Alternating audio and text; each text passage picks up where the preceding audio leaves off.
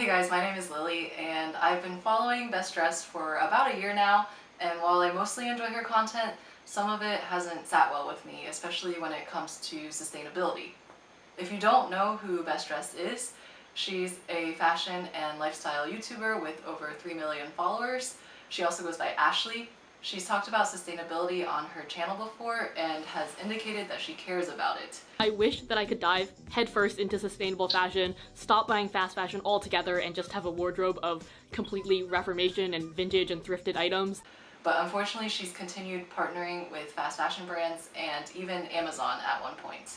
There have been a lot of videos popping up recently discussing whether or not Bestdressed is problematic, so I thought I'd chime in, but specifically about her relationship with sustainability and the problem with fashion influencer culture in general. And to be entirely clear, I'm not making this video to hate on Ashley. I'm just genuinely interested in analyzing the ethical implications of being a fashion influencer and how to truly be ethical as a creator in general. This is something I grapple with personally as a blogger, and if you want to check out my blog, I talk about running, travel, and sustainability and have some related posts on sustainable fashion, which I will link below. So in this video, I'll be going over the three main issues people have pointed out when it comes to Bestdressed and sustainability, and we'll be offering some potential solutions. And I think this is really important because I don't want to call out problematic behavior without being somewhat constructive. So the three main issues are the Amazon sponsorship, Ashley's partnerships with fast fashion, and her many affiliate links, especially in her Instagram.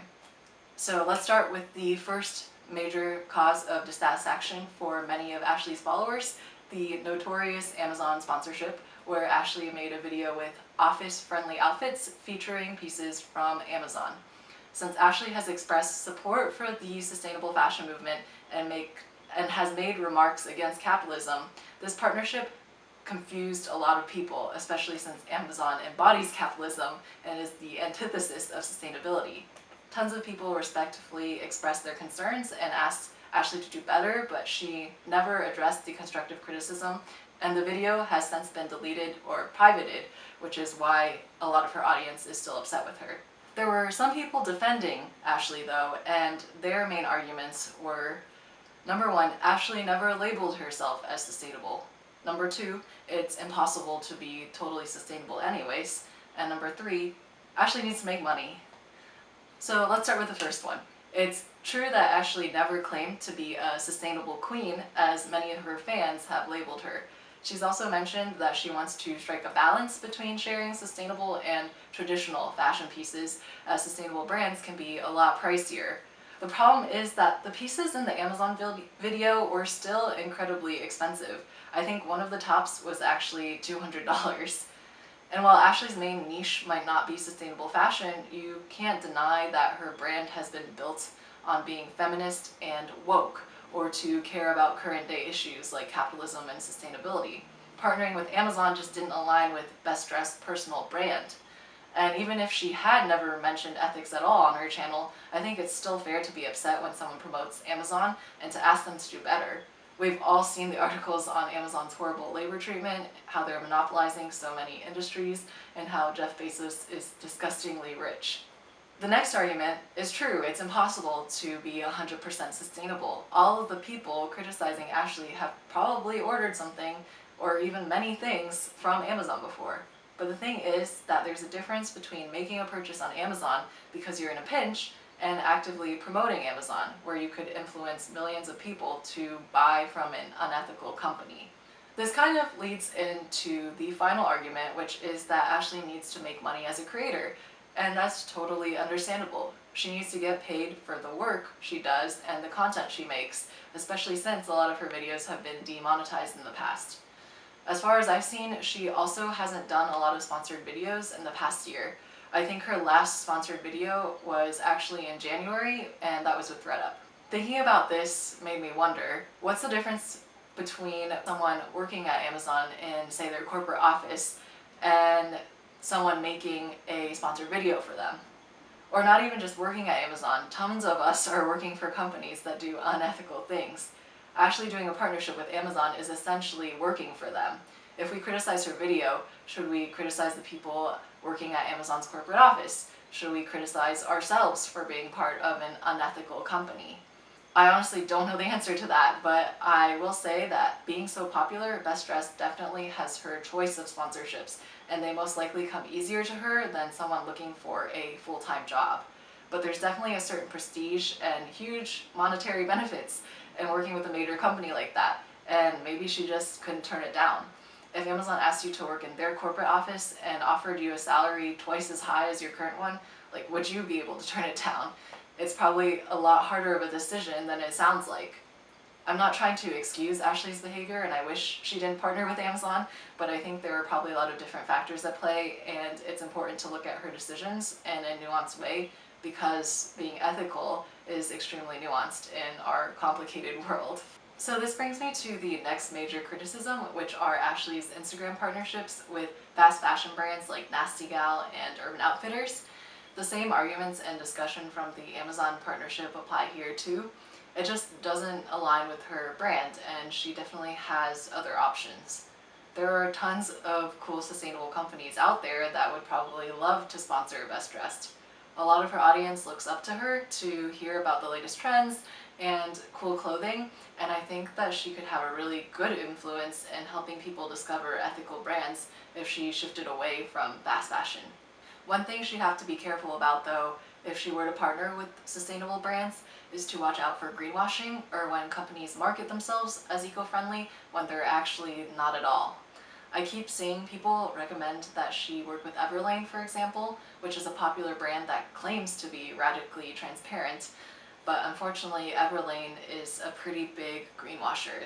They have no third-party certifications, are super hand-wavy in their messaging, and they also recently laid off their customer experience team during the pandemic when they reassured everyone that there would be no layoffs.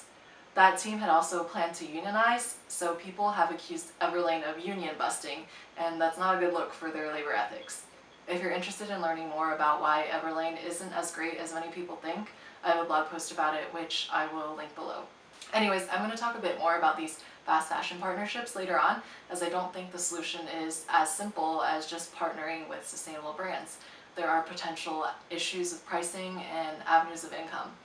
But this is a larger issue than just Bestdressed, so I'll talk about it in my later discussion with the challenges of being an ethical creator in general. The final major criticism of Bestdressed are her bountiful affiliate links, especially on Instagram. For those who don't know, affiliate links allow creators to get a small commission on any purchases made through their links. Since Ashley has joked a ton about capitalism and made anti-capitalistic remarks, it's confusing to people when she's promoting all these new clothes and making it easy to buy them. I imagine though that lots of her audience asks where she gets certain pieces, and so she posts the link so that they can find that exact piece. If people are going to look for and buy the same piece anyways, maybe she might as well post links and make money from it. As a blogger, I know I personally feel conflicted about affiliate links, especially Amazon affiliate links. I sometimes do GPS watch comparisons, and I know that people will definitely be buying on Amazon because the items can be significantly cheaper there. So while I personally try to avoid shopping on Amazon, in my blog posts I will include Amazon affiliate links. They take a really long time to write and research and take relevant photos, and I want to get paid for it if people are going to buy on Amazon anyways. That said, I always try to include alternative links, and I'll sometimes even encourage people to buy from small local running stores, even if it means that I don't get paid. But back to Ashley. My hypothesis is that she spends a lot of time styling, shooting, and editing her Instagram posts, so if people want to know where she gets something, she'll tell them, and might as well make some money from it with an affiliate link. It's undeniable that there are tons of people out there who want to dress like her, and I'm sure that with every single post, there are multiple people who ask where they can buy X or Y piece, and it's just a lot easier to put it up in a story with an affiliate link. I personally don't see anything wrong with Ashley's affiliate links because of this, though I agree that it is confusing to see her promoting so much new clothing and purchases when she often makes anti-capitalistic remarks. It would feel a lot more authentic if she were to occasionally remind people that she's sharing the links because people have asked, and to remind her audience to be mindful of their consumption. It's really easy to make jokes about capitalism, but another thing to actually consume less yourself and to encourage other people to consume less. even if it might negatively impact your income. But this leads me to the next part of the video, and that's the problem with fashion influencer culture in general. Ashley's main issue is that her income relies on promoting consumption, and this is true of most fashion influencers. As a creator, you often don't get paid directly by your audience for your content. The main ways you make money are through ads, sponsorships, affiliate links, and your own products, like Ashley's jewelry line. All of these different avenues of income rely on encouraging your audience to buy things. Fashion is also an inherently unsustainable field because the idea is to buy clothes you don't need to make nice looking outfits. To be clear, I'm not against any sort of fun in life. I'm not saying that fashion should be abolished and that we should all wear potato sacks and live in cabins in the woods. I'm just saying that fashion is a non-essential field and that it's difficult to draw the line between this is a fun hobby or art and this is bad for the environment. This is because we all do non-essential things that aren't necessarily good for the environment but are things that we enjoy. So what are some potential solutions for Ashley? I think that there are 4 specific things she could do that would help her actions align more with her words. The first being work with more sustainable companies. This is actually a little more complicated than it sounds. Like I said, you have to thoroughly do your research, as some companies aren't as ethical as they make themselves seem. I also know that some sustainable brands are more expensive, and I know that Ashley doesn't want to alienate her audience. That being said, Nasty Gal and Urban Outfitters aren't cheap either. If she's worried about costs, maybe some more sponsorships with secondhand apps like ThredUp and Poshmark would help, or just generally promoting more vintage and thrifted fashion. I understand that thrifted fashion is harder to monetize though, as pieces are one of a kind, so that does shrink her income from affiliate links. This leads me to my next potential solution, which is setting up a Patreon. Patreon is a platform where you agree to pay a certain amount each month, usually $2 to $10, for exclusive content such as a podcast, voting power on upcoming content, or a group chat. Ashley definitely has a loyal enough and excited enough fan base that there would be lots of people who would support her on Patreon. And this would allow her to promote more sustainable fashion practices like buying secondhand, styling what you already have, and limiting your consumption without worrying about her income drying up. This would also allow her to make more informational videos like thrift flips, how to put together an outfit, and a guide to closet essentials, which are some of her most viewed fashion videos. Another potential solution is to make her own ethical clothing line. Ashley has talked about designing her own clothing before, and creating a line of sustainable pieces would definitely align with her brand. Maybe the clothes could be made from recycled textiles or from an innovative material like tencel. Unfortunately, this option would still lead to more consumption, so she'd have to be mindful about the way she promotes the clothing line and maybe make it so that the pieces are really timeless and versatile. That way people can really get a lot of use out of the clothing. Again, she'd have to be careful and vet the production processes to make sure everything is actually ethical and sustainable, otherwise that could lead to a whole other scandal. So one final potential solution for Bestdressed is to take sponsorships from non-clothing companies. This would actually make a lot of sense given that her content is becoming increasingly lifestyle focused instead of just fashion.